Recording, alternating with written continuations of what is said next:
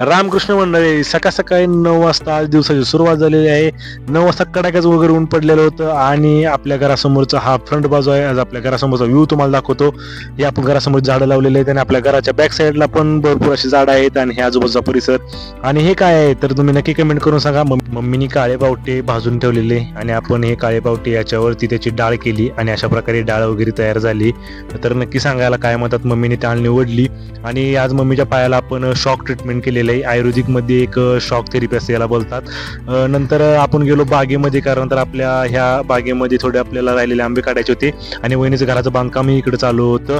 नंतर आपण जे पिकत आंबे ठेवलेले त्यातले काही पिकलेले आंबे साईडला केले आणि जे कच्चे होते ते परत पिकायला त्याच्यामध्ये ठेवून दिले. आणि संध्याकाळचं 5चं वातावरण एक नंबर असं झालेलं, सगळीकडे हवेमध्ये गार असं वाटायला. नंतर आपल्याला लागलं काम, कारण तर आपल्याला जनावरांसाठी वैरण आणून टाकायची होती. मग वैरण आणून टाकली आणि आपण संध्याकाळ 6चं वातावरण एक नंबर असं झालं.